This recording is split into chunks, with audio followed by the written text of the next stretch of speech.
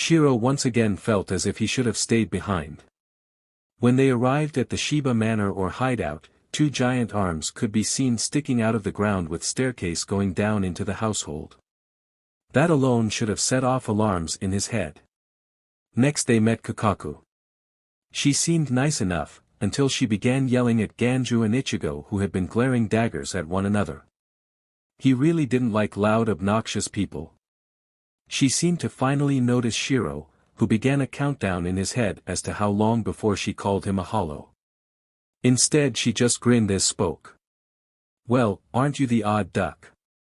Feeling heat rise to his cheeks, Shiro turned his head away and scratched the back of his neck. Yeah, he muttered quietly. "So no teasing about looking like a hollow?" He grinned. "I think I like this chick already." "So, what's the problem?" she asked looking at Yoruchi. "We think he is about to make a move." Yoruchi told her old friend before delving into what brought them to Soul Society. "So he made the mistake of picking a fight with you all when young Rukia was brought back by her brother, Byakuya Kachiki." She looked at Yoruchi. "You've always been a bit protective of that boy." Her eyes looked towards Ichigo and his brother. "However, it seems you've become protective of a couple of others now." Yoruchi's golden eyes gleamed. "What can I say? I am true to my nature." "Maybe so, but to go up against him, these kids will need a bit more training." She then smiled. "But you know that. This is why you came to me before going to the gatekeeper, isn't it?" Yoruchi just continued to grin. Blood. Fire. Heat. Blood filled the street before Shiro. Large pools here and there littered the pristine white streets before him as heat could be felt on his skin behind him.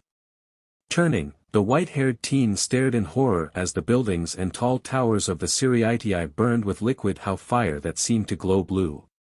Beneath his feet more blood pooled around him until he was dragged beneath it, under the streets and drowning in blood. His eyes widened in horror even more as he saw his twin, Ichigo bleeding out from deep gashing wounds. His eyes staring lifelessly into the bloody abyss. Shiro awoke with a gasp. The sheets were soaked from sweat. The dream had ended but the images were still so clear. He could still feel the heat of the fires on his back. However, nothing had been more nerve-wracking than seeing Ichigo in that state. He never wanted to see that image ever again. Gaining control over his breathing, the young man pushed the sheets away from his body. After meeting Kakaku Shiba, the head of the Shiba clan, their group had been given rooms and food. Soon after they had eaten everyone was sent to bed. Early morning training had been decided. He didn't know what this training was going to be like, but he had a feeling that he wasn't going to enjoy it. Swinging his legs over the futon bed side, Shiro stood up and tried to find the kitchen. The manor was very large with a lot of empty rooms. Kind of made him wonder why the rooms were all empty. It took him a bit to find the kitchen, but once there it took him longer to find where the milk was kept. There wasn't a modern refrigerator in the place. Instead he found an icebox where the meat and milk, along with other food were kept. Pouring himself a glass, he noticed Yoruchi on the counter when he turned around. "Jeesh," he yelled at her as he placed a hand over his heart. "You like to scare me or what?" Yoruchi chuckled. "Sorry, I heard someone walking around and decided to have a look." She then spotted the milk. "Want some?" he asked her as he picked up the small milk jug. "I may look like a cat, but I'm not really one," she told him, her cheeks flushing at the thought of drinking some milk. "I had a feeling." Shiro mumbled before putting the milk back in the icebox. "I'm curious about something." Yoruchi looked back at the teen. "Why are there so many empty rooms?" Yoruchi laid down on the counter, getting comfortable in the position. "Your father told you and Ichigo about his past, correct?" Shiro nodded at her. "Then you know that he used to be the head of the Shiba clan." "Yeah, he said something about a first cousin taking over," he told her before taking a drink from his cup of milk. "Kaien Shiba," Yoruchi told him. He was Kakaku and Ganju's elder brother. She clarified for the younger man. However, many of the Shiba family members did not like the fact that Kyan wasn't of the main branch of the family, and once he died, Kakaku became the head. This made many very angry, so much so that they left the family manor. Over the years the Shibas have lost grace with the other four head clans of the Seireitei and are now considered outcasts of sorts. She sighed with deep sadness as she looked down at her paws. Because Isshin left without leaving any heirs, there were no other main branch relatives that could or would challenge for rule. Heirs? Shiro questioned. You mean like Ichi and I? Yoruichi suddenly looked at him with wide eyes. Well, actually it's Ichi, he's the eldest of the two of us. I thought she began, only to be interrupted by the dark-eyed teen. What? That I was the elder of the two of us? He questioned her. Shaking his head he grinned down at her. Nope. I just learned faster than Ichi. Our joke used to be that he's the king and I'm the horse that does his bidding. He swallowed the rest of the glass of milk. I think I'll go back to bed. As he went to leave, Yoruichi spoke. Shiro, he paused by the kitchen doorway. Why were you up in the first place? Shiro gave her a grin over his shoulder. I'm a teenage boy, do I need a reason to be up? He left her alone in the room, the whole time dreading going back to bed and having another bad dream. Shiro listened and watched as Kakaku explained how to create the barrier around his body in order to be shot out of the cannon outside. Yep, that's right. He, along with the others, were going to be shot out of a cannon and begin their invasion into the Seireitei by punching through the protective barrier that protected the Shinigami city. He glared at the ball in his left hand. Yeah, he knew today was going to be a shitty day. Nearby Orihime, Chad and Yuryu all completed the training easily. The three friends heard Ichigo straining to even do it. In Shiro's mind his brother sounded like he was constipated and not trying to do the training exercise at all. Then all eyes turned towards him. It was always interesting when Shiro got embarrassed. His pale white skin would turn a healthy rosy color, as he would begin fidgeting in place and would have a downcast look. That's how he was right that second, and he really wished everyone would stop looking at him. In his mind he could hear his hollow-eyed Zanpakuto laughing his ass off because as good as he was swinging a sword around, Shiro knew jack shit about Kido or any other defensive spell out there. So it was even harder for him to focus because of that damn spirit. Not even realizing he was doing anything, and because his eyes were closed because he was trying very hard to focus his energy and power, Shiro didn't know he too had just created his own barrier with the ball.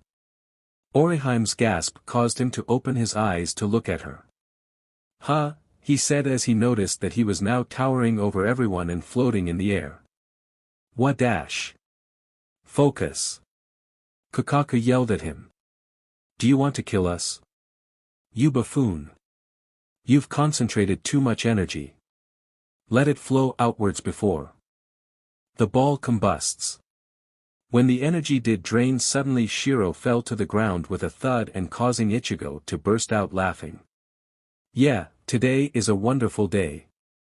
Shiro had never been so hungry than he was when he left the training room. Ichigo had to stay behind due to him not having gotten the hang of creating the barrier. Hell, he wasn't even sure how he kept doing it. He just imagined stuffing all his energy into a tiny hole is all. Shiro. Orihime's voice caught Shiro's attention. Turning towards her direction he saw that she had 2 plates in her hands. I made some food with the ingredients from the cook. Behind him both Ishida and Chad felt queasy at the thought of eating something she made. Orihime had the reputation of making the oddest things to eat. Lucky bastards. He thought, knowing it would be rude not to eat her food. Taking the plate from her, Shiro saw 2 fish on the plate along with a bun. What's in the bun? He inquired curiously. Raspberry jam, sweet bean paste and banana cream, she admitted cheerfully.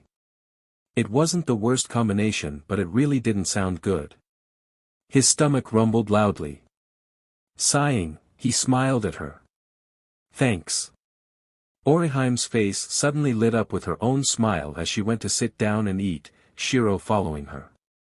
Figuring that it would be best to eat her concoction first, Shiro bit into the bun. At the first bite, he just couldn't stop eating it. When he was done, Shiro noticed everyone was staring at him. What? He asked, sounding annoyed now. You liked it?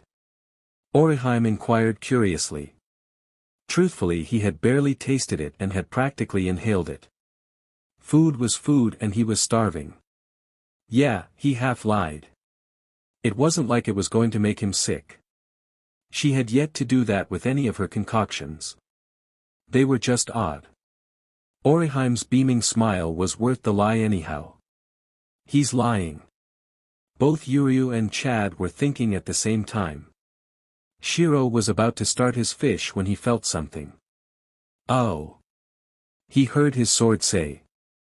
Quickly standing, Shiro took off towards the training room. When he arrived, an explosion occurred. Inside, Ichigo was bit singed but otherwise alive. What the hell? Didn't you listen to me earlier? Kukaku began to kick and punch Ichigo. Scratch that, he had been alive. Shiro shook his head. And you're just as guilty as him.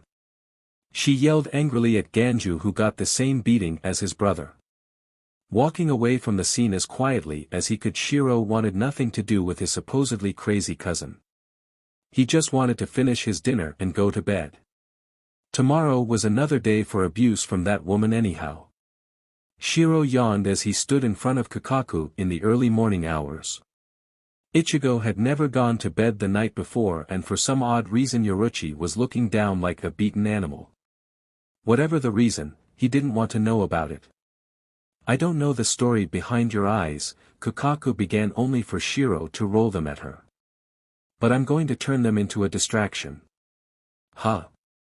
Shiro inquired with a quirk of a brow. You are going to scare the fuck out of those Shinigami. She grinned. You look like a damn hollow and we're going to use that against them. Her grin vanished at how disinterested the teen looked at this idea. Shiro sighed with boredom. Like how? He asked as he took his pinky and rubbed the inside of his ear. Flicking the dirt off his finger, he continued to give her a disinterested look. Out of the two of you, only you look like something not to fuck with. Kukaku shook her head. Ichigo seems like a nice kid, but he doesn't send the chills down someone's spine. Shiro understood this. He was only one who could pull off the demon look during Halloween. Okay. He then thought of someone hurting Ichigo. His anger built up before reopened his eyes and gave Kukaku a spine-chilling grin. I hope you understand the monster I really can be. Kukaku's eyes widened at the look the teen was giving her and shivered slightly. Yeah, that look should do it. Yo, Shiro. Ichigo's voice caught Shiro's attention. Almost immediately the evil look vanished from his face before looking towards his brother. Have you seen Yoruchi? I don't think you should get near her. Yuryu's voice sounded as he and the others exited the Shiba house and walked towards them. Why? Ichigo asked, sounding confused. Oriheim began but was uncertain what to say. You have a habit at grabbing things when you sleep. Chad explained nicely. Shiro looked over to where Yoruchi was muttering something about her ruined tail. Putting that together with Chad's statement, Shiro's felt his shoulders shake before he began laughing. Not many people had ever heard him laugh, but when they did they usually described it as an evil cackle. Ichigo looked even more confused by his brother's laughter. Getting annoyed by the teen's laughter, Yoruchi clawed the Shiro's leg. Ouch! Shiro yelped. Not funny. Yoruchi muttered. Ichigo began as he noticed Yoruchi's crooked tail. What happened? Shiro slapped a hand over Ichigo's mouth before shaking his head at his brother. Alright, let's do this. Kukaku yelled out as the group got into her cannon, where Ganju began to recite a spell in which Kukaku did the same outside of the cannon before the group was shot off towards the Seireitei. Ichigo, pull your Ryatsu back. Yuri yelled at the orange-haired teen. Sorry. Ichigo apologized as he took a moment to pull his spiritual power back. Not that much. Shiro chastised. Well, sorry. Ichigo yelled back, sounding annoyed. As this was happening, Ganju was trying to read out the complicated spell. The whole group was hurtling through the air towards the Seireitei. They had very little chance of success if everyone wasn't paying attention. Ichigo had worked so hard for a week to gain some control over his Ryatsu, but it would seem that he hadn't gained as much control as he thought. Thus, with his hands on the spear, Ichigo was frowning at the impossible problem he now had. If he didn't gain control, they'd crash into the Seireitei with everyone getting hurt. Touching Ichigo's shoulder, Shiro spread his own power over his brother to help him focus and smiled when it was a success. Ichigo looked towards him. Thanks. With that problem solved, Ganju was able to fully concentrate on reading the spell to its completion. The orb the group was in slammed into the barrier of the Seireitei, causing graces to appear in the barrier before it allowed the orb to pass through. The group flew past the outer ring of homes, apartments and stores to the area where the squad divisions began. Unluckily, they ended up crashing in one of the more unsavory squads, but it also held the largest of courtyards. It was none other than the 11th Division. Kisuke Urahara is one of the most wanted criminals of Soul Society. Yamamoto's voice, though old, held strength within it. Lieutenant Kachiki, you will tell us where this man is. If you do not comply, actions will be taken against you. All eyes turned towards the small young woman standing next to her kind and gentle captain. Determination filled Rukia. Her time with Ichigo and Shiro had changed her view on many things, Urahara included. There was only one answer for the demand of the head captain, and nobody was going to like it. Opening her mouth to answer, suddenly the alarms began going off, stating intruders were invading the Seireitei. Yamamoto's commanding voice was heard over the alarms. Captains, prepare your squads and bring me these intruders. Amongst the captains, three gave knowing looks between one another. Everything was coming together. However, the overpowering Ryatsu of the captain of the 11th could be felt by everyone present. It seems Captain Kenpachi is excited. A slanted-eyed, silver-haired man spoke to nobody in particular. The closest to him was one of the oldest Shinigami captains, Captain Karayaku Shunsui. Pushing his Tsujigasa hat up and away from his eyes, he spoke. Ah, he's just excited, he told the younger captain. As the captain of the combat squad, he wants to be the first to take out the invaders. Unfortunately, Zachary Kenpachi has his worst in finding his way to his enemy. The gentle voice of Captain Yukitake came into the conversation. Both men turned towards the other older captain, who still had his lieutenant right next to him. Rukia looked a bit nervous as she stood between the older captains. Jin Ikamaru, shouldn't you be getting the third ready for the invaders as well? The other man grinned. I trust my lieutenant to have everything ready. The man said before he turned and left the two older men to their own conversation. Am I the only one who gets chills from that boy? Karayaku stated as the alarms began to subside. I bet Kenpachi won't even find one invader. Yukitake looked surprised. You think there's multiple? Karayaku grinned. As if you cannot feel the multiple Ryatsu signatures. His voice became teasing to his old friend. Yukitake chuckled as he motioned for Rukia to walk ahead of him. Doing so, Rukia didn't hear the rest of the conversation, and frankly she didn't want to. Her own thoughts were filling her with worry. Could Ichigo and Shiro come here looking for me? Why? As the dust settled from their landing, Ichigo and Shiro took up a defensive position, keeping Orihime and Yuryu in the center of their group as Ganju and Chad took up defensive points behind them. As everything cleared, they found themselves surrounded by large muscled men who were grinning happily at their arrival. Looks like we're surrounded, Ichi. Shiro stated with a smirk. Ichigo smirked as well. Yeah. Same rules? Shiro asked, his sword vibrating in anticipation of a fight. You go right, Ichigo stated as he readied himself to be thrown into the fray. You to left, Shiro said as he did the same thing and lifted his sword. And we'll meet in the middle, they finished in unison as they both ran forward. Is it me, or have we been forgotten? Ishida asked, sounding a bit put off at the two having not told them what they were planning. This is how they've always been. Chad said, sounding not impressed. Shiro has Ichigo's back in a fight, but when they both are in need of help. Orihime smiled as she looked up at the gentle giant teen. You've always been there for them. Chad gave her a nod. Well, I came here for a fight. Ganju yelled out. Those two aren't taking all of the glory. Ganju then ran into the fray as well as he began throwing his powder bombs out into the crowd, being careful of the two teens. As the three came to the center of the crowd, the last members of the squad suddenly parted as the third and fifth lieutenants appeared. What the hell is going on? The bald man yelled angrily as he looked at his defeated squad mates laying everywhere on the ground. An annoyed look appeared on his face. Looks like our squad was defeated by a bunch of kids. A man with feathers in his hair spoke, sounding somewhat amused. Captain will not be happy about this. Actually, one of the defeated men groaned out as he pushed himself into his knees, pain lacing across his features. Lieutenant Awasegawa, those three are the ones who we fought. The man then fell back onto the ground, his injuries getting the best of him. You want the bald one or the peacock? Shiro asked Ichigo, ignoring the looks of annoyance from the two men in front of them. Bald. Peacock. Ichigo looked a bit disinterested. The bald one, he answered with a shrug, he really didn't care. Ikaku, it seems we need to teach these two some manners.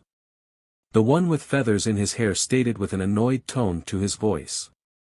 Agreed, Yumachika. Both members of the 11th grasped their swords from their sheaths. Shiro and Ichigo suddenly flash-stepped too fast for either to see. Appearing behind the two members of the 11th, they kicked them in the back and threw them away from the building the two had come out of. At that moment more members of the 11th came out of the same building. Ganju grasped another bomb from his bag and grinned at the new group he was going to get to fight, only for Ishida and Chad to run past him. Behind him, Ganju heard Orihime call out. Hinajuku. Bagan. Lily. Wanted Keshin. I repel thee. A huge orange shield appeared out of nowhere in front of Ganju. His jaw dropped in shock as the shield kept the huge group of fighters at bay. Good job, Orihime. Ishida yelled as he called forth his bow before shooting off a dozen arrows. As the men fell back, another group came forward only for Chad to punch the leader of the group in the gut so hard the large man was thrown backwards into his companions. The two lieutenants raised an eyebrow at the woman's ability to create such a powerful barrier, and what kind of incantation was that? It was no Kido spell they knew of. Returning the attention to the other two, their backs touched. Ikaku began to ask for his opponent's name as Yumachika took in the appearance of his. Eyes widening as he noticed the angry and hungry look in the Shiro's eyes. What the hell, Yumachika began, his thoughts scattered slightly. What's a hollow doing here? Oh. Not even going to finish that thought. Shiro grinned widely, his eyes seeming to glow brighter. Well, there's no reason to. I'm going to swallow you whole. Fear slid down Yumachika's back as Shiro advanced, crying out his Zanpakuto's name. Yumachika moved backwards to avoid being cut in half by that huge and ugly sword. Fujikujaku. A fan blade appeared in his hand to block Shiro's sword. Yumachika gasped at the strength of the sword. It feels as if my arm is going to break. Jumping backwards again, away from Ikaku in his fight in hopes of having Shiro follow him away so he could use his Zanpakuto to its full ability, when suddenly he lost sight of the silver-haired hollow look-alike. He landed on the roof of one of the 11th's buildings. Where'd he go? Consume, Inen Wangetsu. Shiro's voice came behind Yumachika. Turning around, the other man felt such intense heat before the flames of the released sword suddenly engulfed him. The sound of an explosion caught Ikiku's attention. Looking over his shoulder he saw his friend and companion suddenly he engulfed by flames so hot that the building seemed to melt from them. Yumi. He thought as sorry are at his gut. Just who are these kids? Ichigo grinned. Are you ready to get serious yet? Ikiku glared at the teen. Who did you say you were? I'm Ichigo Kurosaki and I will defeat you. Without waiting for the other to do another stupid dance or slash at him like before, Ichigo flash-stepped towards him. Bringing his impossibly gigantic sword up to slash at Ikiku, Ichigo broke the other man's Zanpakuto spear and cut his chest deeply from shoulder to hip. Ikiku fell to the ground thinking. He is strong. As the teens were fighting, Yoruchi ran the rooftops of the Seireitei towards a destination she knew she would gain help. As she did so, she suddenly heard an explosion from the direction she'd come from. Even though the kids were a distraction, she was still worried about them. They needed Aizen to make his move and this was the only to force his hand. She jumped slightly when she felt someone land beside her. Looking up she saw the ever-intimidating and powerful Captain Kenpachi towering over her. Kenny. There they are. A childlike voice spoke. Yachiru. Yoruchi thought as she sheathed the 11th lieutenant. There's more to that child than what she lets on. Yachiru suddenly looked at Yoruchi before smiling and giving her a wink before Kenpachi began jumping from rooftop to rooftop with a wide grin on his face and a laugh echoing as he ran. Yoruchi wasn't certain who she felt more sorry for, the teens for having to put up with that maniac or Kenpachi who was about to have a huge defeat. Without another thought about it, she returned to her task and ran off into the Seireitei. Shiro scratched his head as he looked at the utterly defeated lieutenants. He kind of felt sorry for them. Kind of. Looking over to Orihime he saw that the girl was healing his brother with her little fairies. Her power was strong, that he knew. The thing was though, he still didn't quite understand her ability to reject things. How far did that power go? As if sensing him looking at her, Orihime's eyes met his dark ones causing Shiro to look away, a light dusting of pink appearing on his cheeks. Now wasn't the time for his little crush on her to make an inconvenience appearance. It was then that both brothers felt an enormous amount of Ryatsu heading their way. Ichigo stood up as the healing shield vanished. You guys head off to find Rukia, he told them with a look of determination entering his eyes. Shiro and I will stay and hold off whatever army is coming our way. Ganju will lead the way. Shiro stated as he hefted his sword over his shoulder. Ha! Ganju and Ishida bother exclaimed in unison. I should dash, Ishida began before glaring at Ganju. They should dash, Ganju began before glaring at Ishida. We don't even know where Rukia is. Orihime's voice cut through to the two arguing, gaining everyone's attention. She'd be where they keep prisoners. Ichigo stated with obvious annoyance appearing in his tone. Shiro shook his head. You're not feeling for her, Ichigo, he said, causing his brother to look at him. She's off in that direction. Huh? Orihime asked, sounding just as confused as what everyone was feeling. I can't even sense her. Everyone looked at Shiro, who shrugged his shoulders. I guess I'm just filtering everything and everyone out and just searching for her spiritual energy. Oh. Ikiku's voice sounded weakly. You're already able to do that? He chuckled before wincing. Only captain-level Shinigami practiced that. Weren't you half dead a second ago? Shiro asked, sounding a bit annoyed. Ikiku winced in pain. Shut up, he groaned slightly as he began to pass out again. Ichigo bent over the unconscious man's body.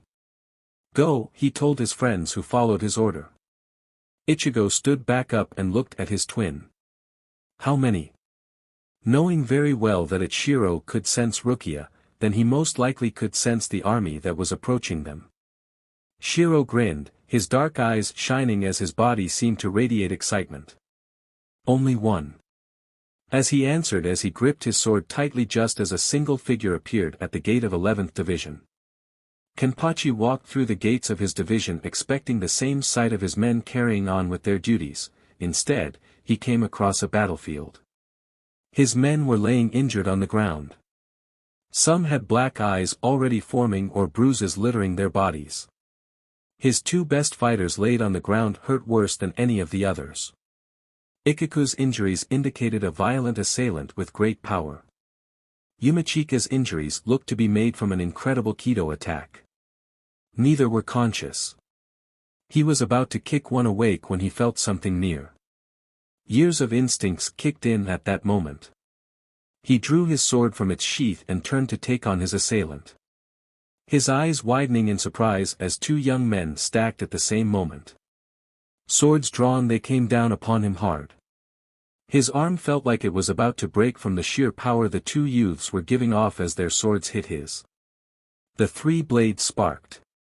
Pushing them back, the two landed on their feet only a few feet from him. Kenpachi grinned broadly before laughing like a crazy man. It had been years since he'd come across a single worthy adversary able to take him on, but now he had come across two. It was exciting. Forgoing any conversation to learn who they were, he swung his blade at them. The orange-haired youth ran towards him first, their blades struck each other hard. Deflecting the other easily before coming back down violently to strike the other. Stepping back in surprise, Kenpachi looked at the wound on his chest. It took a lot of power to break through his skin because his Ryatsu acted like a hollow's hiero, protective barrier over his skin. Before he could react it though, the second teen jumped over the first. The black and gold eyes of this one reminded Kenpachi of one of those higher evolved hollows, but he could somehow tell that this kid wasn't a hollow, only he wasn't purely human either. Not wanting to dwell on it, Kenpachi advanced on the silver-haired teen who had an equally wild look as Kenpachi did as he attacked the Squad 11's captain. This time as Kenpachi's blade hit the teen's, the silver-haired youth's Zanpakuto burst into hot blue flames. Suddenly the flames became all-consuming, causing Kenpachi to actually jump away from them. "He's strong, Ichigo." Kenpachi heard the silver-haired teen speak. "Yeah." Ichigo agreed, causing Kenpachi to grin even more. "Be careful, Shiro. Sounds like you two didn't know who you were about to fight." Kenpachi concluded. "Didn't you do any reconnaissance before coming to my division?" He saw a bit of confusion from them. "My division prides themselves on our strength. We're the strongest squad." "Obviously you're not." Ichigo concluded with a soft snort. "Though you are strong," Shiro admitted. "They could use more training in that area." "Why have you Ryoka come here?" Kenpachi asked, seeming to truly want to know. "Because of a traitor here that is about to disrupt the natural order of things," Ichigo answered. Kenpachi chuckled as he recalled a traitor from years ago. "The egghead Urahara Kisuke?" he asked. "Egghead?" Both teens wondered at the same time. An image of Urahara coming to their minds wearing a geek outfit came to mind. Both teens turned away laughing at the image. This reaction seemed to confuse Kenpachi. "Not him," Shiro answered as he was the first to recover. "One of your captains is about to reveal his true colors. Urahara is one of his many victims who figured him out, but was made out to be the bad guy." "Prove it."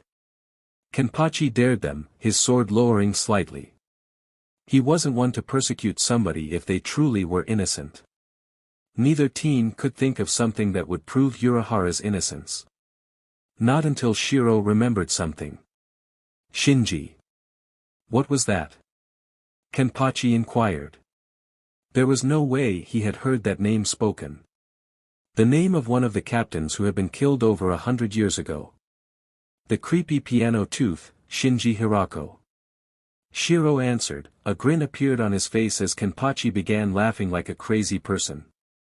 Ichigo looked confused now. Why was that guy's name important?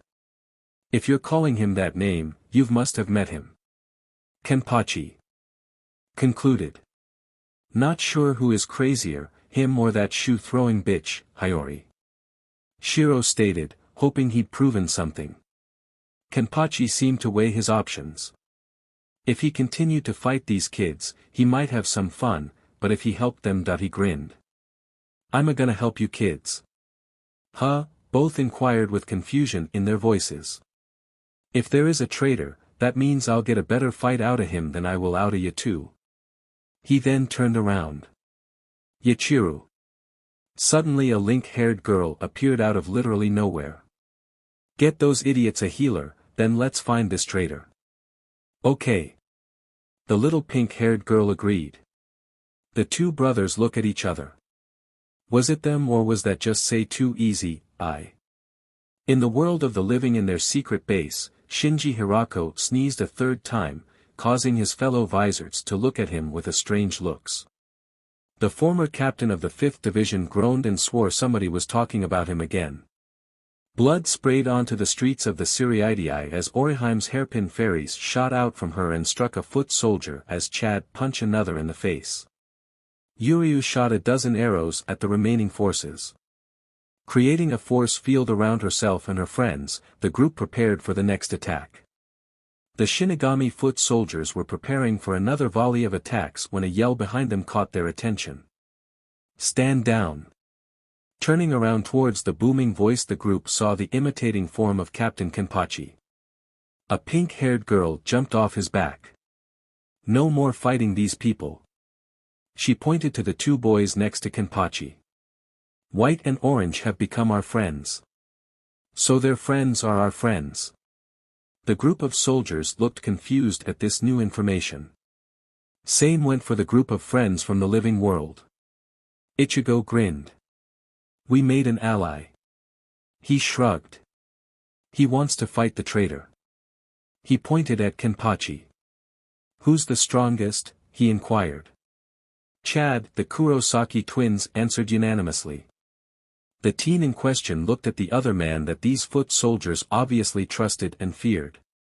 However, it wasn't important what these people felt towards this man, it was the fact that both Ichigo and Shiro seemed to trust him.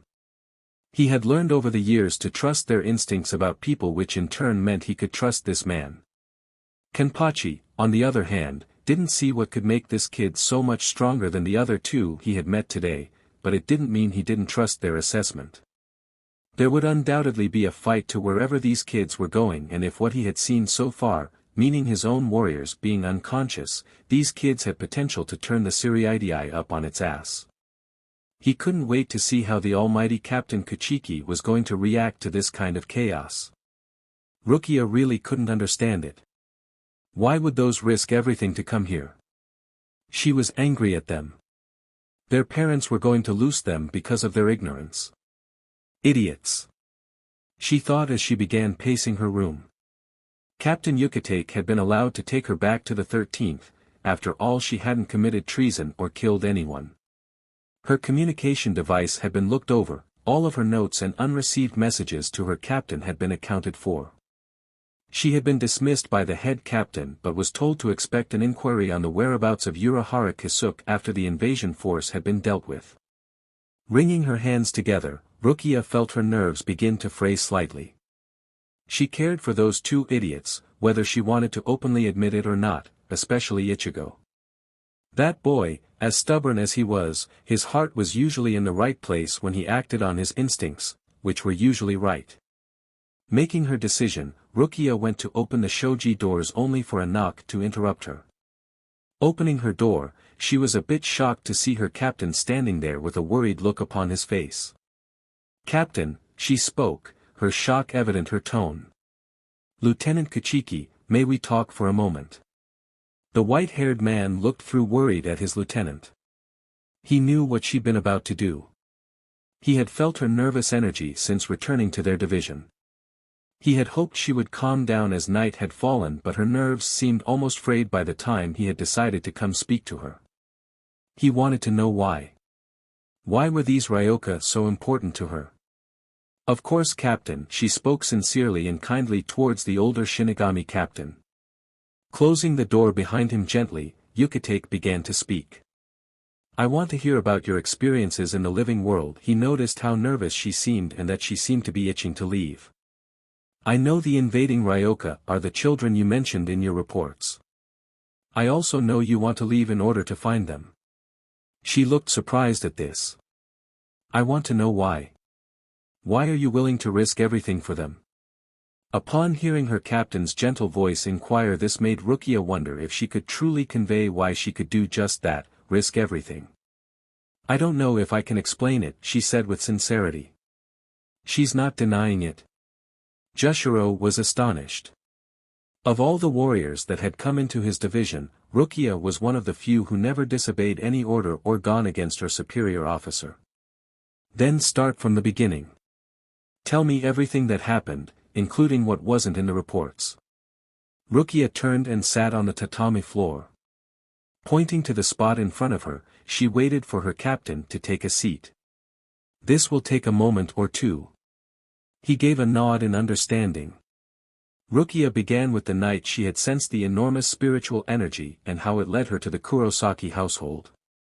She explained how it had been the younger brother, Shiro, who had saved her by ejecting himself out of his body and destroying the hollow. She also told how Urahara had shown up and that the teen had known the man. He healed me, she explained as she had told how the hollow had injured her, and that was when she'd be the awful discovery that she was unable to open a senkamen in order to return to Soul Society. It was unnerving, she stated, recalling the feeling, and told how Urahara was curious of how that was possible, even offering her a place to stay. She then continued with her story of how similar Shiro was to a hollow, including his unusually high Ryatsu. How protective Ichigo was of his brother to the point he had zero tolerance for bullies who liked to pick on his brother's unusual eyes. Then she got into the process of Ichigo's training, which had brought out Shiro's protective nature. Together they're an unstoppable force, she explained as she recalled the training fight that the two had against Urahara and each other. She then got into their daily lives at school, with friends, and their family situation, including the story of how Masaki had gotten injured by a hollow and remained in a comatose-like state for years before suddenly coming out of it only a few weeks ago. Once she was done speaking, the light of day was beginning to come over the horizon. She had been speaking all night long. Shiro touched his chin as he digested what he had been told. Shinji and the others were still alive, but seemed different from what he remembered them to be. Then these children that had formed powers, healing abilities for one and attacking for another. However, what shocked him was the Quincy that seemed to have formed a relationship with the group.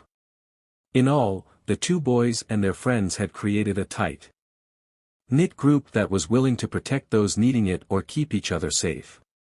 If they believed Rukia was in any danger, he could understand why they would risk everything to bring her back to the world of the living where they believed she'd be safe. Looking at his lieutenant, he could also detect something else. As she had spoke, the emotions she had shown had him believing that she cared more for those two boys than she did for herself. She sees them as family. He thought as a soft smile crossed his features. She wants to protect them as much as they want to protect her. Go, he told her, causing her to jump in surprise. Go protect those children. Reassure them that you're safe. Thank you, Captain. Rukia yelled happily. She wanted to hug her captain but knew that would not be appropriate. Jumping up from sitting, Rukia quickly took off towards the familiar Ryatsu that she knew as well as her own. Without realizing it, she was currently being followed by an all-familiar shadow. Walking, rather than sneaking, through the Seireitei was much more pleasant.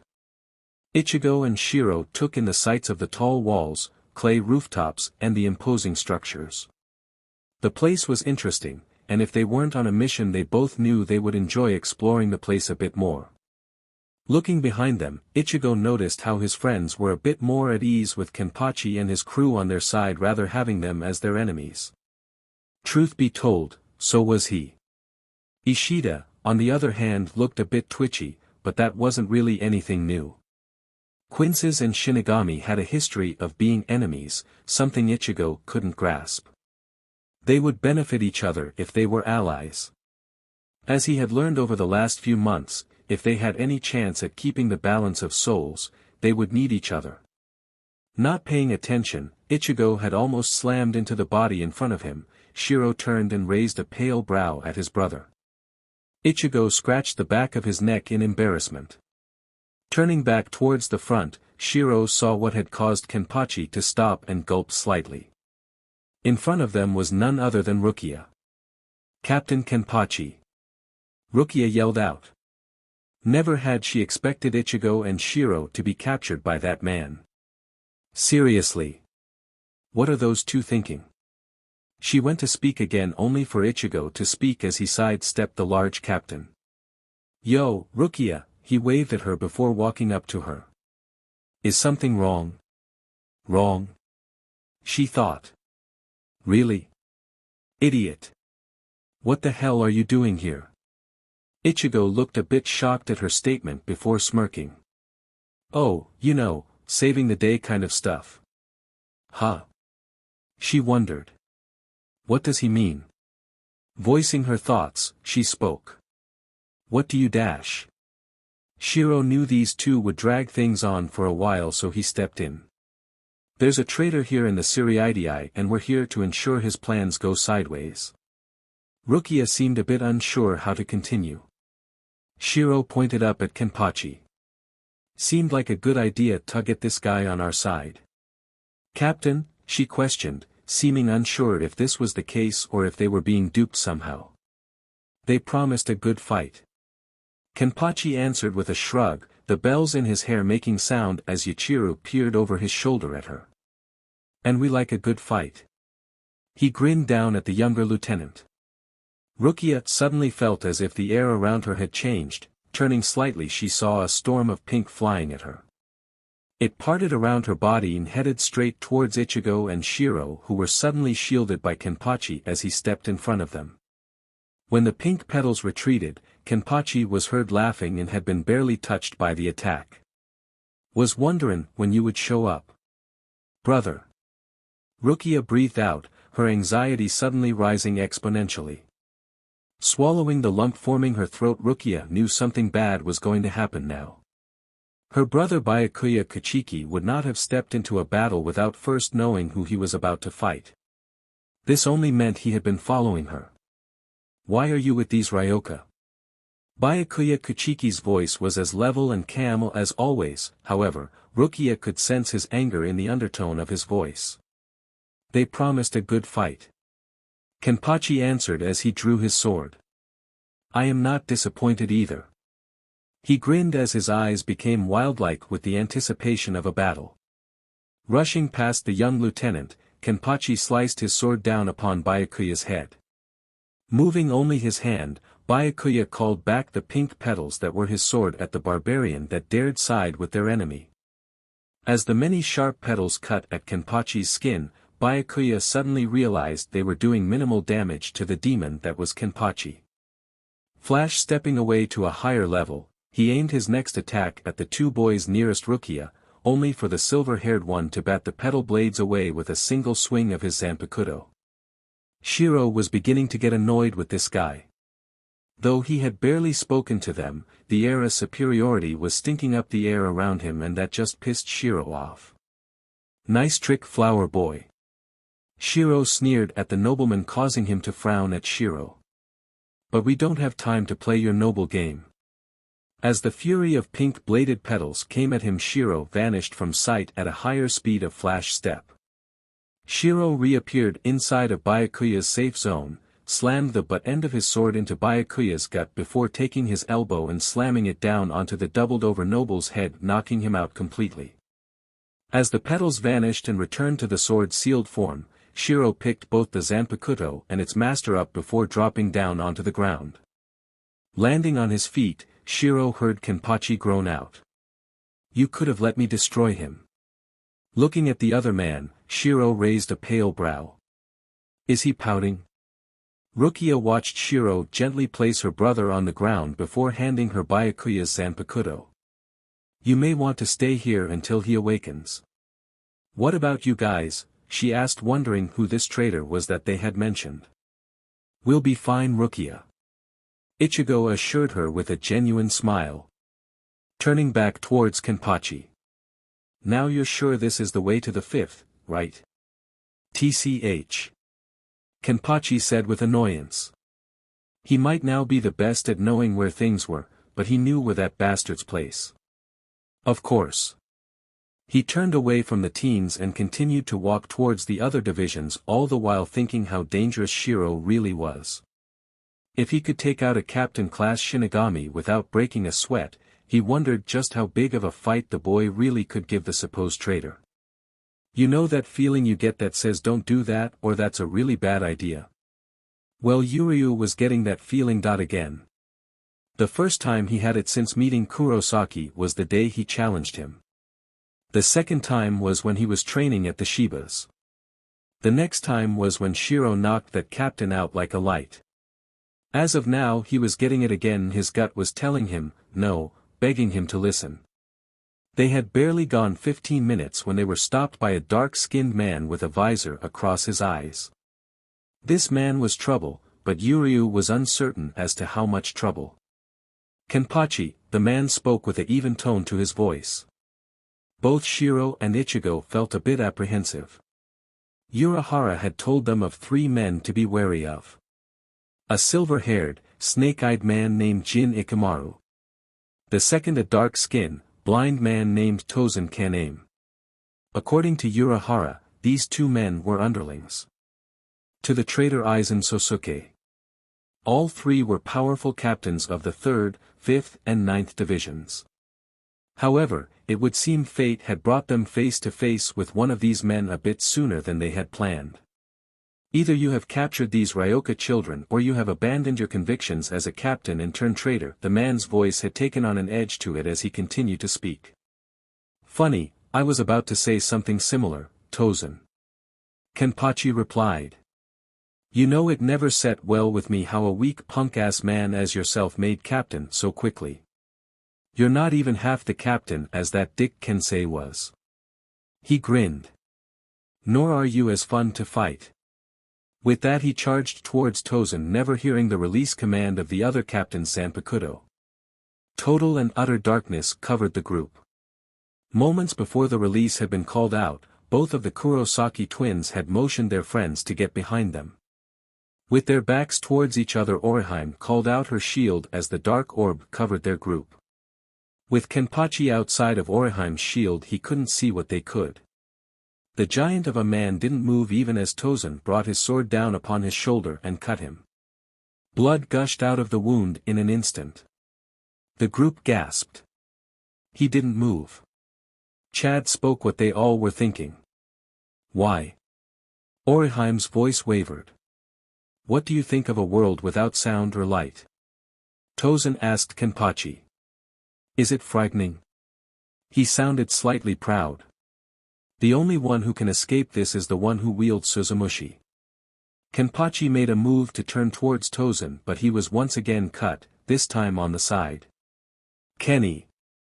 Yachiru yelled out from between Orihime and Uryu, who grasped their ears in pain at the young girl's high-pitched yell.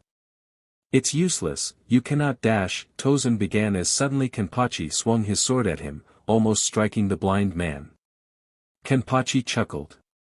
Then again, you are a demon after all. You have no fear of anything. Tosen swung his blade only for Kenpachi to dodge it. What? He dodged it at the last second. Just then Kenpachi swung his blade, the side hitting Tosen but not cutting him. I got a hit this time. Kenpachi thought.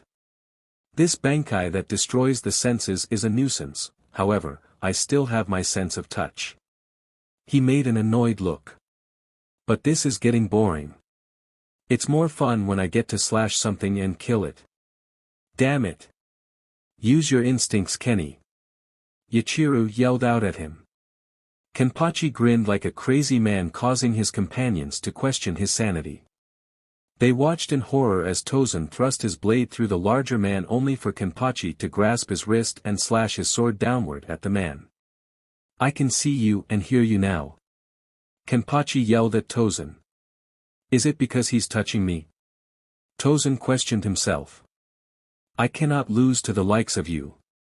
Tosen yelled as he tried but failed to pull his arm loose. Likes of me? Kenpachi inquired before grinning. It'll be the likes of me that turn this place upside down rather than the self-righteous judgmental bastards like yourself. Tosen finally tore his sword from Kenpachi only for his next thrust to be caught and Kenpachi to slash his sword across Tosen's neck. The darkness receded as Tosen fell to the ground. Blood seeped from the deep wound, falling to the ground and pooling around him. Elsewhere. A silver-haired man with slanted and closed eyes looked behind him, a look of concern crossing his features for a moment as he felt the Ryatsu of Tosen fade. Oh dear. He's not going to like this. Masaki giggled as Isshin served her a bowl of yuzu's curry with a pork bun. Her sweet husband had been babying her for over 2 weeks. She felt fine, but she wasn't going to tell him that. She was still punishing him for how he had been treating her sweet silver-haired baby boy. Shiro hadn't said anything about it, but her daughters were more than eager to tell on their father. No physical abuse had occurred, but the emotional trauma that Isshin's put her baby through was going to have him in the dog house for a very long time. Though that didn't mean she couldn't reap the rewards by having Isshin's do the housework for a little while. This is good yuzu honey, she told her daughter who beamed at the praise. How is school, Karen? Her daughter was glaring at Isshin's, who was acting a bit like an idiot as he made kissy faces at Masaki. She always loved this side of her husband. Ugh. Karen groaned in disgust at her father's antics. Fine. My soccer team sucks this year. Didn't you get Takashi join last year? Yuzu asked. He's good. Karen narrowed her eyes at her sister. His parents moved to Tokyo, she stated matter-of-factly. Oh. Yuzu mumbled as she went back to eating, sensing that this was a sensitive subject with her twin. If I can't find someone to replace him, and soon, the team will be doomed. Karen dramatized this by thrusting her hands into her hair and pulling at the strands. Removing her hands left her hair spiking up in odd ways.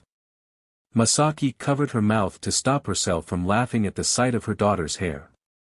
Isshin didn't seem to pick up on the messy hair due to this being a common occurrence. Why not get a younger student to join the team, he asked her, gaining a glare. Are you nuts? She yelled at him. They wouldn't know anything about the game. Masaki just smiled at her daughter as she went on to describe how hard it would be to teach somebody before they actually got good. Her smile diminished as she looked at the 2 empty seats. Her boys hadn't been home since Rukia had left in the middle of the night. She was scared and worried about their safety. That night as she and Isshin's began to get ready for bed, she brought it up. Isshin. Her voice stopped him in his tracks as he was pulling out the blankets to take to the couch. I'm worried about them. He knew exactly who she was talking about. Looking down at the blankets in his arms, he began to nod. I know, he spoke softly. They're strong boys. Urahara has trained them well. He turned towards her when he heard a soft sniffling sound. Masaki had tears running down her cheeks. Love. He touched her hand. They will be all right. He tried to treasure her as he dropped the blankets and pulled her into his arms. After a moment Masaki pushed herself away from him. Isshin, there's something else. She touched the center of her chest. Over the last few days I've been able to sense things I haven't sensed in years. I think the seal is weakening. At this news, Isshin's eyes widened in shock as his stomach dropped with the feeling of dread. Urahara looked at both Kurosaki parents as they explained that they both had been sensing spirits as of late. Truthfully, he'd been expecting this for years, only he had thought it would occur sooner. With Shiro being born and knowing exactly what the boy had been, Kisuke knew that the sealing had failed on Masaki, but she never seemed to regain her Quincy powers. As for Isshin, the reason he hadn't regained his was because his soul was tied to Masaki to ensure she didn't die. After hearing them both out, Urahara stood up and walked over to Masaki's side. Masaki, I would like to check the seal we have on you, he stated softly. He didn't want to frighten her. Gaining a nod from the woman, he had her lay down as Isshin watched. Touching her on her chest near her heart and where her soul core was, Kisuke began to search for the seal and wasn't surprised to find it gone. Removing his hands he spoke. It would seem your seal had broken and the hollow within is gone. Shiro. Isshin whispered under his breath but was heard. More than likely. Kisuke answered. I suspected that the seal broke when the boys were either conceived or born. Your powers should have returned before now or at least begun to recover. He touched his chin with the tip of his paper fan as he began to think. The reason could be because of the coma you were in. He looked into her eyes as she sat up. Do you remember anything of that time? Closing her eyes, Masaki began recalling the first memories of her sons coming to visit her but unable to move or speak in any way to them. I can recall most of their conversations with me as well. Urahara smiled as something clicked. You weren't in a coma then. It is possible that when Shiro protected you, your own powers reached out to protect both of your boys only for them to thrown back at you, putting you into full power shock. Opening the fan he moved it to cool himself down. The hollow that attacked you was thrown back as well. When it came back to kill you and the boys killed it, you came out of that shocked state. So now her powers are returning? Isshin asked, gaining a nod from his longtime friend. This also means the seal keeping your souls bound can be undone and Isshin's powers can return fully. Kisuke seemed happy by these results. Her soul is no longer in danger of being devoured and within time, Masaki's powers should return fully to what they had been. Masaki suddenly felt elated. This also meant Isshin can go to Soul Society. Both men looked at her, one in shock while the other in understanding. Yes. Kisuke answered. The fifth had been a bust. Most of the squad had been out looking for the Ryoka while their captain was missing. Kenpachi was currently staring down at the timid Lieutenant Hinamori. The young girl looked truly frightened of the captain of the 11th. She was even shaking slightly. Shiro took pity on her and came up beside Kenpachi. Hey big guy, causing the frightening captain looked at him. Scaring the girl won't get you anywhere. He waved the captain off, only for Kenpachi to roll his eyes at the teen in annoyance. Returning his attention to the slightly less frightened girl, he spoke. Look, we're just looking for your captain. He pointed at Kenpachi. He feels like fighting is all. Noticing how she was looking at him, Shiro suddenly felt his own irritation flare. What? Your eyes, she spoke as if she wanted to continue but didn't. Yeah, they're freaky as hell. I know, he spoke in his usual sarcastic tone. Sorry. Hinamori apologized. I really do not know where Captain Aizen is. She began to fidget as she stood there waiting to be released from this unusual boy's intense stare. Those eyes. She thought. They look like a hollow's eyes. TCH. Shiro turned away towards the group. I think she's tellin' the truth. If he is one. Hinamori grasped her sword and pulled it from its sheath. Swinging it at Shiro's head only for the young teen to catch it in mid-swing. How? Black/gold eyes looked at her disappointingly. That was stupid. Was the only thing she heard before a blast of energy shot from Shiro's free hand into her chest, sending the young woman flying through the air before her body slammed into the training building of the 5th. Those inside looked at the downed lieutenant before looking to see who had attacked her. Kenpachi began to laugh. I knew it. You're the strong one. Shiro smirked before turning towards the captain. You have no idea. Looking at his brother, he shared an annoyed look with him. Suddenly a scream was heard, followed by an explosion. What the hell? Ishida said with worry lacing his voice. What was that? Orihime inquired as smoke rose into the air from the distance. Chad turned towards the other members of the 11th. Is someone else invading besides us? Causing them to look a bit worried before all of them began grinning like madmen. Yumichika looked towards Ichigo, receiving a nod. He spoke. We'll go check it out, Captain. Kenpachi groaned suddenly. Looking down at his wounds, he was still bleeding from his fight earlier. Go, he told the group. I'll take care of this lot. He turned towards the approaching warriors of the 5th. Before Ichigo and Shiro left, he spoke. After this, I want to fight with you both. Sure. Shiro agreed before getting punched by Ichigo in the arm. What? He asked, sounding confused as he flash-stepped after his brother.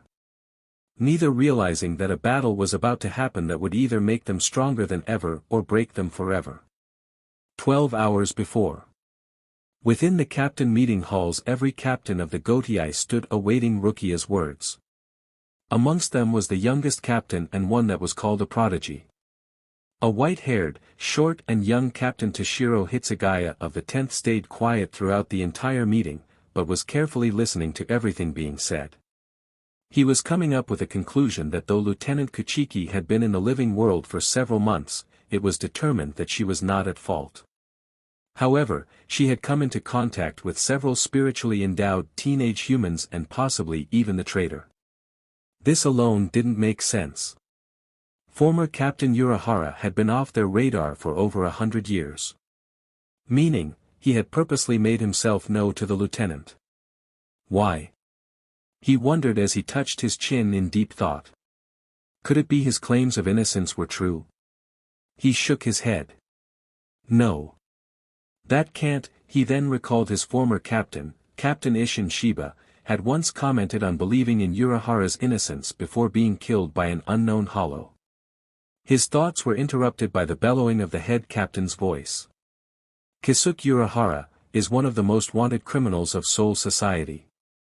Yamamoto's voice, though old, held strength within it. Lieutenant Kuchiki, you will tell us where this man is. If you do not comply, actions will be taken against you. All eyes turned towards the small young woman standing next to her kind and gentle captain. Hitsugaya saw determination filled the woman's eyes. Her time in the living world has changed her. He thought, remembering how she would have told the head captain instantly. She's going to protect them, Urahara included. Why? Does she owe him something? He saw her opening her mouth to answer, when suddenly the alarms began going off stating intruders were invading the Seireitei. Hitsugaya was relieved. He didn't want to see the promising lieutenant be punished. However, now he wanted to know whether Keisuke Urahara really was the enemy he had been made out to be, or if they had another who was responsible for the deaths of those captains and lieutenants. Yamamoto's commanding voice was heard over the alarms. Captains, prepare your squads and bring me these intruders. Walking out of the meeting room and entering the hall, he saw his lieutenant standing there. He felt annoyed by her not doing anything, but perhaps her laziness would one day be her salvation. Matsumoto. Inwardly he smirked as she jumped slightly when he spoke. She never was paying attention when she should be. Captain. Ranjaku exclaimed in surprise. In her arms were reports she had finished while waiting outside the meeting room. Her captain had not allowed her to sneak off to enjoy a cup or two, or three, with Shuhei and Kira. Instead, she had to finish the reports of their last mission outside the captain's meeting room. She of course had pouted a bit. Let's go. Toshiro ordered her, causing Matsumoto to perk up. Her captain's voice had changed a bit. What happened in that room? She wondered as she followed her shorter captain. Captain, she questioned, not sure why they were not following the others to find the intruders. Where are we going? Hitsugaya looked over his shoulder towards her.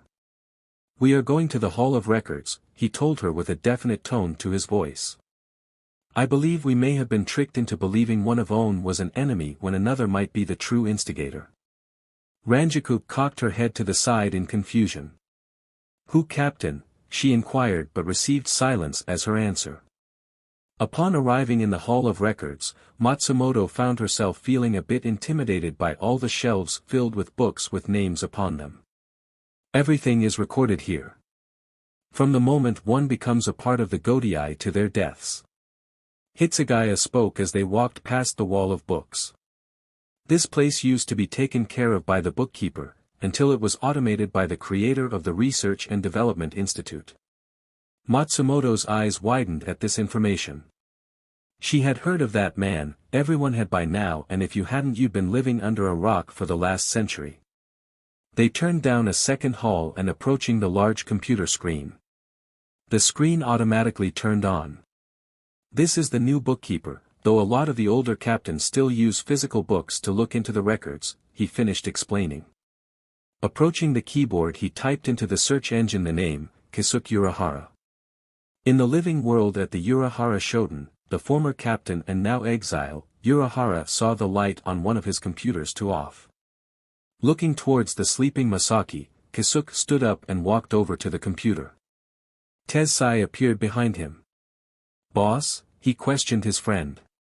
Keisuke blinked, eye surprised. It would seem someone was search his name through the records. Bringing up mission reports from the day of the incident. Reports on where his Ryatsu was before, during and after the incident. Reports appeared on his screen of his abilities, including if he was able to create false Ryatsu appearances, which he wasn't, at the time.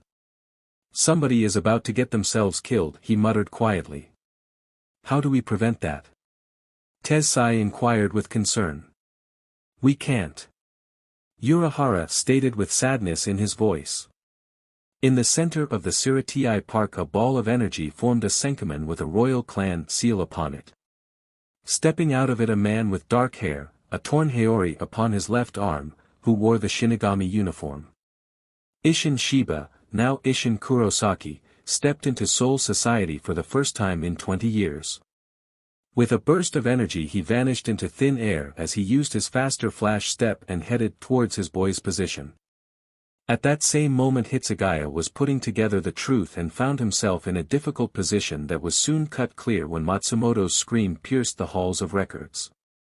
Byakuya's eyes slowly focused on the woman before him. For a small insignificant moment he thought he was starting at his beautiful wife Hisana. That was until the smaller details came into focus as well and his adopted sister Rukia stood before him. Pain erupted in his chest and the back of his head. Off to the side he saw the back of his lieutenant, whom he knew hated him. Rukia's hands glowed with the healing Kido energy. Grasping her hands with one of his own, Byakuya stopped her from continuing. "You do not need to continue," he spoke with the same arrogance that he always spoke with. Standing up, Byakuya looked down at her and once more the image of his deceased wife overlapped with Rukia. Closing his eyes for a moment, Byakuya stepped away towards Lieutenant Abarai. "Where dash?" he began to question him when he felt Kenpachi's energy farther ahead. "Never mind." He could feel his sister's nervous energy. "When we catch up to the Ryoka, we will fight them." Turning his head towards Rukia, he continued. "Will you hinder us?" It was a good question. Lieutenant Rinji Abarai was wondering the same thing. Why was Rukia, his old friend and partner, so loyal to these people? "I won't stop you from fighting them, brother," Rukia answered honestly. "However, I won't fight them either." Byakuya looked directly at her over his shoulder. Besides, she spoke softly as she looked away from her adopted brother's gaze. "I don't think either of you will be able to defeat them." Renji felt shock rise up at this claim when he felt his captain's normally calm Ryatsu suddenly rise with annoyance. "We shall see." Those 3 words normally would not cause fear in Renji, but never had he felt his captain seem so angry or annoyed before. Having lost Rukia to the Kuchiki family many years ago, Renji had fought his way to the position he was in. From working in the 11th to the lieutenant position at the 6th. He had once believed that by earning his position like he had that he would be able to stand before Rukia with pride. Only now his hatred towards the man who had taken her in as his sister was overshadowing anything he had accomplished. He had been, for months, trying his best to work with the arrogant prick without making a scene of letting him know of his hatred for him. Captain Kuchiki was a good captain but he separated himself from his men, he didn't actually train anybody, he left that to his lieutenant. Now with what was going on with Rukia and the Ryoka, Renji was pissed that Captain Kuchiki hadn't done anything to protect Rukia. Byakuya, instead, just stood there to await her judgment. Squeezing the hilt of his Zanpakuto, Renji went to follow his captain when he heard something hiss in his ear. Bastard doesn't deserve the title of brother. More like coward, another voice commented. For a moment Renji could make out the image of a white baboons with long purple markings along its back and arms with a snake for its tail and a rainforest surrounding him before it all vanished and he found himself back in the real world. SSS seems as you can finally see us boy, the snake-like being spoke. Good, the back-on spoke. You've only ever heard us. Perhaps you are almost ready. Ready? He asked in a hushed tone towards Zabumaru. Rukia's head turned towards him as they walked towards where Kenpachi was. There was a pause for suspense by the Zanpakuto. For your Bankai was their only answer before they went silent. The members of Squad 11 got to the area of the explosion before anybody else, or so they thought. Before them the three eldest Shinigami stood with a down Matsumoto on the ground unconscious with ice encasing the Hall of Records and Central 46. Captain Hitsugaya coughed blood up as he stepped out of the Hall of Records, his ice Bankai breaking as he fell to his knees. Retsu Unohana grasped the young man before his knees touched the ground. Who were you fighting? She inquired, not able to sense anything in front of her. Just a void of nothing. Aizen. Shiro answered before he fell unconscious. Captain Jushiro Yukitake felt his eyebrows shoot up with shock, as his best friend, Shunsui Kairaku tipped his hat down slightly. My. Shunsui spoke nonchalantly. Footsteps could be heard as the lone figure of Captain Aizen Sosuke came into view. Yumachika felt shock through him as he and his companions grasped for their swords. Both Ichigo and Shiro appeared at that moment next to him and Ikkaku. The two teens grasped the men by their wrists that rested on their swords. Don't. They warned the two men. Above them Ishida pointed his bow at the man coming out of the building, as Chad and Oriheim both prepared their powers.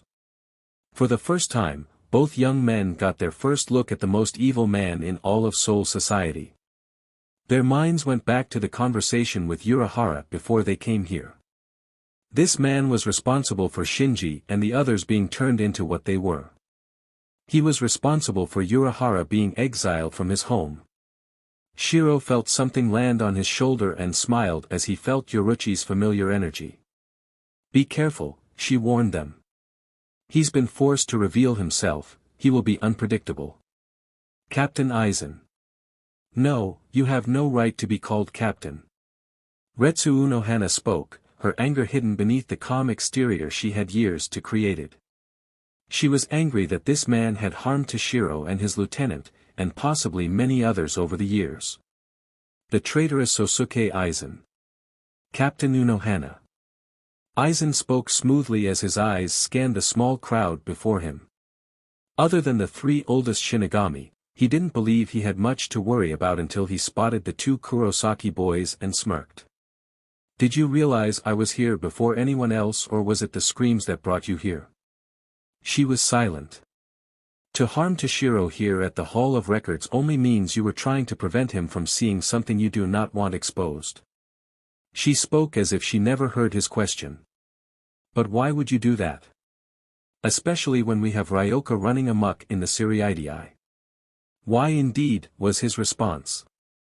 I have been watching you since the night Urahara Kisuke vanished without a trace, she admitted, causing both her companions to look surprised at her. I have watched and waited to see if what happened that night would again occur, and it did, but on a much smaller scale. Many low-leveled Shinigami disappeared when they would go on missions for you.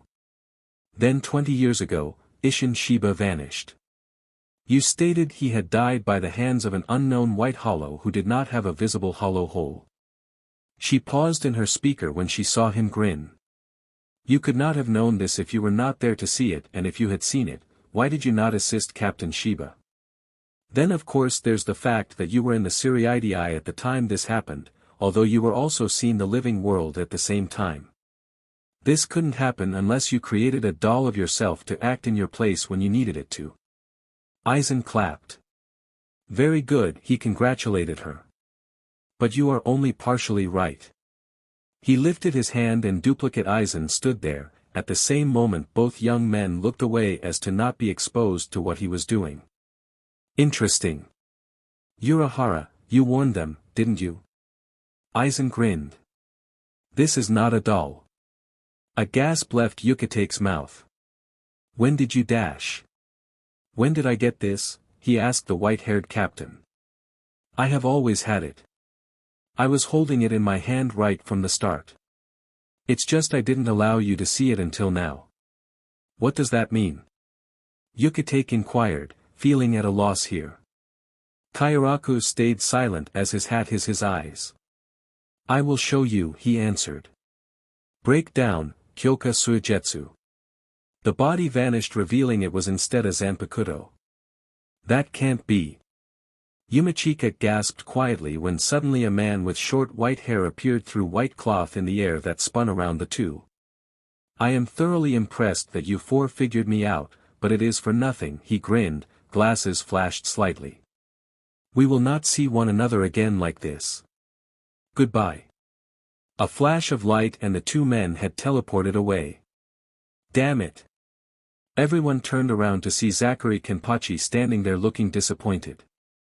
The bastard got away. I wanted to fight the damn traitor. I doubt he would win. Yoruchi mumbled lightly into Shiro's ear who have her a crooked grin. A few hours before. As Jushiro watched Rukia he felt a heavy hand land upon his shoulder. Turning his head he looked over his shoulder to find his best friend standing there. The pink kimono-clad captain of the 8th, Shunsui Kairaku had a worried look in his eyes. Shun, what's wrong? Jushiro inquired. A flash step sounded nearby before the ever-elegant Captain Unohana appeared. Gentlemen, she greeted them with that frightening smile in place. Did you tell him? Confused, Jushiro turned to his friend who shook his head. Not yet. Shunsui took his hat off before sitting upon the wood porch that led to Jushiro's private room at the 13th. I see. Retsu walked towards her friend. Since the beginning the three of them had been friends. She kept watch over the two of them with her healing abilities, Jushiro more so than Shunsui. Before becoming the healer she had been the demon known as Kenpachi, the first to exist. Once she gave that life up she had hoped to never have to return to it, however now she wasn't so sure if that wasn't going to be her only option. We have a traitor amongst us. Her claim caused the unusually calm captain to step back in shock. Who? Jushiro inquired. They couldn't afford another incident like they had 100 years ago. Raising her hand to calm him down, she knew before she named him, she needed to present her evidence. 100 years ago we lost sight friends and comrades. After that incident, I began wondering if Urahara was wrongly accused. So I began to investigate each division and look for discrepancies and disappearances amongst the divisions. She looked at her friend seriously. Do you know how many people both Shinigami and Soul have vanished between then and now? He shook his head with a negative. Over 10,000. Was her answer causing his eyes to widen? I shock at the number. Each time it was with one person in the vicinity of because that person had ordered them to the place they vanished. Shinji then leaned forward. I looked into the Hall of Records a few days ago and confirmed this for her. This man was the one to write the incident report stating these low-leveled soldiers had down or had written that several souls in high-risk villages had vanished without a trace. He looked at his friend seriously. Sound familiar? The night we lost them. Jushiro felt his chest tighten at the memory of losing his friends that night. Perhaps he should tell them. We didn't lose them entirely that night. Both suddenly looked at him with surprise. Kisuke saved them. He emphasized. What? Shunsui cried out standing suddenly. Was it possible? Did his Lisa survive? He looked hopefully at Jushiro. Lieutenant Kuchiki. Retsu said in a matter-of-fact tone. Shiro gave a nod. She says she met a few of them, but the way she described them, his voice trailed off. They're different. Of course they are. Shunsui stated with a sigh. However, they're alive and that's what matters. Shiro turned his attention back to Retsu. I want to know the name of the traitor. We must stop them before they hurt anybody else. Retsu sighed before speaking the traitor's name. The traitor is present. The three captains looked at Kenpachi as if he had grown another head. You would think they were used to this kind of talk from the captain of the 11th, but no. It was at this time they noticed the Ryoka that they had been looking for all this time. It was at this moment that Ganju spoke. Well, this just got awkward. Shiro and Ichigo had to agree with their cousin. They had come here to help expose the traitor, but now they were the ones on display. Well, I guess the fun is over. Ikaku stated as he stretched his arms over his spear-like Zanpakuto.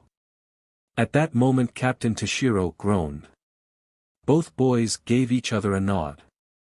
Orihime. Shiro spoke, causing the young girl to look up at him. All three captains noticed the young man's eyes and how his Ryatsu reminded them of a higher-class hollows. Can you help those two? Sure. Orihime said happily. She was glad that she could be helpful in this situation. Holding her hands out she called out. Shonu. I am. Santen Keshin. I repel thee. A shield surrounded both the younger captain and his lieutenant. Their injuries then began to vanish and disappear. Once the wounds were gone and the bleeding stopped, both began waking up. They sat up just as the orange shield vanished from around them. Captain Hitsugaya. Unohana stepped towards the awakening captain. Kneeling, she took note that all of his injuries were gone, not simply healed, but gone, as if they never even existed. Are you all right? She inquired. I think I got all of the injuries. Orihime stated worriedly as she leaned over the blonde woman to inspect her. No scars. Matsumoto exclaimed excitedly as she inspected her body. She pulled her top open to look at her chest, causing the teenage boys to cry out in indignation. For crying out loud. Shiro yelled as his pale white cheeks turned pink as he looked away. Good grief. Ichigo slapped a hand over his eyes as both Chad and Yuryu did the same. However, Yuryu did peek, though he would never admit to such a thing. Matsumoto. Hitsugaya yelled at his lieutenant. She wasn't even drinking and she was being lewd. What? She complained. She was happy that the ladies were okay. Above them all Isshin stood upon the roof adjacent from the group. Yoruchi looked up from her position on Shiro's shoulder. Upon seeing the twins' father, she knew this meant that Urahara had sent him to protect the boys. This also meant that Aizen was not done. It wasn't long after the two members of the 10th were healed when Ryatsu of somebody stronger than any of them made itself known. A series of flash steps could be heard as the head captain appeared with several others in tow. Yamaji. Captain Kairaku greeted the much older head captain. Ichigo and Shiro both felt their nerves shake a bit in the presence of the older man. Sweat dripped from their heads down their backs from the intense heat from the head captain's presence. So this was what Urahara meant when he said the old man's presence alone was intense enough to ignite the air around him. The old man had to be powerful, even more so than Kenpachi, by tenfold. It would seem you've caught our intruders. The old man spoke, not even introducing himself. Actually, they appeared just in time to assist us in discovering the truth about Captain Aizen. Unohana half lied. Knowing exactly how the head captain felt about Ryoka, Retsu was trying a subtle way of protecting them. Right, Captain Kenpachi? All attention went to the stronger captain. Huh, was his response as he looked at the infuriating captain of the 4th. They told me about Aizen's traitorous actions. He stated as he tried to explain things when in reality all he really wanted was to hunt down and fight the bastard. We encountered Captain Tosen when he suddenly attacked us. Yumachika explained for his captain. Picking up on what his companion was doing, Ikaku continued. The battle was magnificent as our captain came out on top. The weak-ass traitor should have known he was no match for me. Kenpachi mumbled just as he heard another flash step. Looking behind him, he grinned. About time you showed up, princess. Behind the group stood Captain Kuchiki, who was barely containing his anger. Renji and Rukia appearing in tandem next to each other. Got your ass handed to ya in a 1-2 punch and now you're looking all pissed. Gripping his sword he grinned. Want another s-hoopin'? Kenpachi laughed at the pure hate and anger that could be seen in the Kuchiki heir's eyes. I'm not fighting him again. Shiro thought, causing his Zanpakuto to laugh. He's boring as hell. He tried explaining, only for more laughter to be heard from the pale-skinned spirit. The old head captain mentally groaned at Kenpachi's words. He could suddenly feel the ryatsu of Captain Kamamura flare wildly. Where is Tosen? He snarled out. Kenpachi looked at the masked captain of the 7th Division. I killed the traitor. In a flash the masked captain flew at Kenpachi, only for the captain of the 11th to be ready for him. Laughing, Kenpachi swiped his sword at the other captain. Dodging the attack, the basket-made mask suddenly fell to pieces, revealing a wolfman beast. Always did wonder what ugly face was under there. Kenpachi laughed. Enough. Genryusai Yamamoto had enough. His ryatsu flared warningly. Looking at the teens who had come through the barrier made by the Sekiseki stone wall. He was infuriated by them, but if what the captain of the 4th had stated was true, then that meant these kids had helped reveal a villain they hadn't known existed. Unfortunately, even if those Ryoka did assist in revealing Aizen as a traitor I'd stop that train of thought, old man. A familiar voice came from the nearby building, causing the group to look up just as Isshin jumped down in front of his children. Isshin Shiba. Yamamoto glared at the other man for 1, interrupting him, and 2, appearing to not be as dead as everyone thought him to be. Matsumoto felt her eyes widen, tears threatening to begin to fall. See Captain Shiba. Isshin scratched the back of his head. He's known revealing himself would get emotions going. Clearing his throat, he went all serious. About 20 years ago I went to the living world after hearing rumors of large-scale hollows attacking our people stationed there. Moments after arriving, I witnessed a soldier being killed by a large hollow that didn't have a hollow hole. It was a Vasto Lord-class hollow.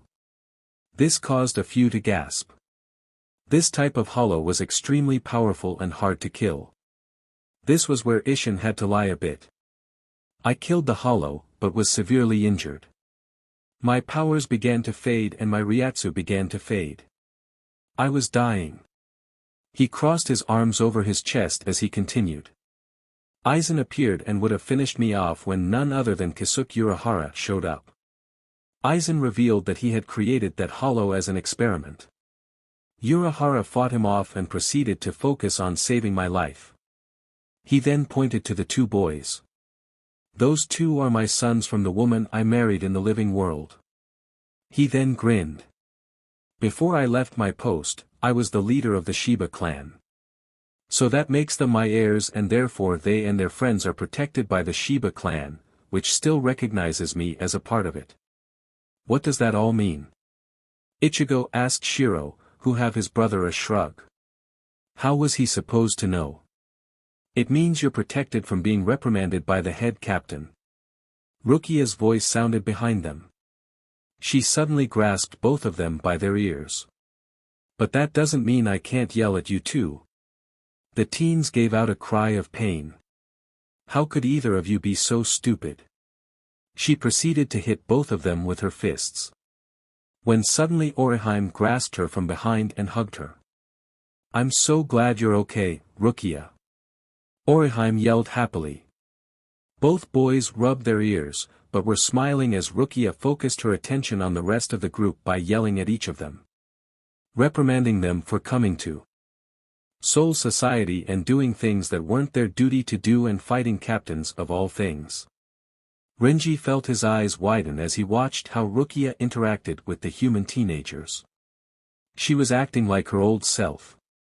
Joking and yelling loudly instead of being the quiet girl she had turned into. He felt his chest ache. She had returned to what she had been before he could even do anything to help her to do so. He had been so caught up in his anger at Kuchiki for taking her and being an arrogant prick that he hadn't noticed how much she had changed since she had returned, until now. Well, Kairaku began, trying to get every attention back to the more pressing matter. With one crisis averted, now we have to deal with Aizen and Jin Ikamaru's obvious traitorous activities. Yamamoto gave a nod. All captains are to find and apprehend Captain Aizen by any means necessary. Slamming his staff down upon the ground, the captains and lieutenants all flash-stepped away to find the newly revealed traitor. Byakuya Kuchiki watched his adopted sister as she poked and prodded both boys. He was even more attentive in watching how the two young men reacted to her, especially the white-haired, black-golden-eyed boy. His instincts were telling him that there was something different about the boy. He just couldn't place it. Unlike the other boy, his Ryatsu was somewhat controlled. The second boy, who was teasing Rukia, his Ryatsu was wild, uncontrolled and an annoyance. After hearing the former captain of the 10th explain their origin, it made sense. The Shiba clan was full of rowdy people with uncontrollable Ryatsu, in most cases. In others, such as their father, his control seemed perfect. Byakuya's eyes turned towards his lieutenant. It wasn't much of a secret that Abarai disliked him, but he had faith that the boy knew his place and wouldn't act upon his emotions. "Lieutenant," he spoke, gaining Renji's attention immediately. "Return to the barracks, tell the men of what has happened and begin your search for both Captain Aizen and Captain Ikamaru." "Yes, sir." Renji turned to leave when Rukia grasped the arm of his Shikakusho. Turning his attention towards her, he saw a smile on her lips. "Congratulations, Renji." She looked at him fully. "For becoming my brother's lieutenant." He grinned back at her. "Thanks." He scratched the back of his neck as his cheeks turned slightly red. Catching his captain's sideway glance towards himself, he said goodbye before leaving. Shiro jabbed Ichigo in the side and whispered. "You've got competition, bro." Ichigo's face turned bright red before he turned towards his brother and growled lowly. "Shut up." Shiro just grinned knowingly. Ichigo blew out a puff of air before pushing his hair out of his eyes and looking towards their father, who was talking to the three older captains and the way older-looking guy. All the while not noticing the gray eyes watching him from nearby with disapproval. 7th seat Hanatari Yamada poked his head around a corner. With all the commotion going on, he had first been called to the 11th to heal the men injured by the Ryoka. Later he had come across the body of Captain Tosen. Calling forth a help butterfly, he reported the death of a captain. The Ryatsu coming from the sounds were from a very powerful person. Upon further examination, he found that the fallen captain had blood upon his sword that was not his own. Within a few moments, Lieutenant Aizen Kotetsu arrived upon the scene. The kind face of the lieutenant always put him at ease. "Did you see what happened?" she inquired as she began to examine the Ryatsu that seeped from the deadly wounds. "No," he answered as he looked around them a bit nervously. Reaching down, he gave a gasp of surprise. His sword was missing from his hip. "I forgot Hitsugaya again. These wounds were made by Captain Kenpachi." Aizen murmured softly. "Why would these two captains be fighting? Kenpachi I understand, but Tosen never." Her eyes left the body, gazing before her at the blood that scattered the entire plaza area. The Ryatsu coming from the pools of blood was mainly Captain Kenpachi's. She then came to a conclusion that this had been a one-sided fight, at first. Captain Tosen attacked Captain Kenpachi first. Looking away from Aizen, Hanataru felt some relief when he saw a group of people coming from the 8th towards them, when suddenly they were cut down. Their screams causing him to stare in horror. His eyes widened in shock when the bodies fell only to reveal Captain Ikamaru and Captain Aizen. Turning away, he quickly ran over to the lieutenant, grasped Aizen's arm, pulled her behind him and ran to hide. Not even a moment later both captains stood at their fallen comrade's side. Too bad, he still had a job to do. Jin Ikamaru's voice echoed around the four-cornered area. Aizen's voice echoed. His need to ensure justice was what ultimately got in his way to follow my commands. Hiding around the corner, Hanataru held his hat over Aizen's mouth, as she did the same to his. Neither wanting to reveal their location. However, they were both sensed by the two traitors.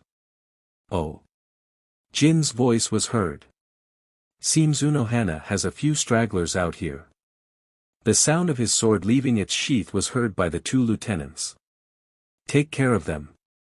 The coldness in Aizen's voice could be felt by both, causing their hearts to freeze in fear. Both heard the beginning of Jin Ikamaru's Shirkai release. Impale them, grappling for the tiles beneath their feet, both knew of a secret way to get away. Shinso. Both saw the fast blade coming for them through the walls. Instead of taking the ladder, both lieutenants fell into the sewer systems beneath the roads of the Seireitei. Above them neither man expected survivors, as neither could now sense the two lieutenants. Turning away they continued their way to their escape. Hanataru opened his eyes as he regained consciousness. Breathing out a sigh of relief as he found himself intact. Looking to his side, he found Lieutenant Aizen awake and looking up the now inaccessible way out. Yamada, good you're awake, she stated as she calculated that it would be futile for either of them to try to escape this way.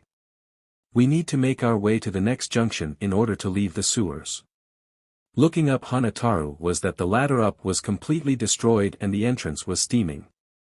Either there was a fire and the other side of there had been a collapse of some sort.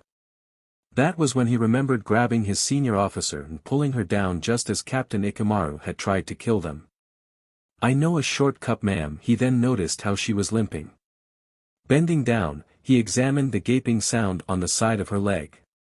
I got caught by the ladder as we fell, she explained, blushing lightly as his hands touched tender skin.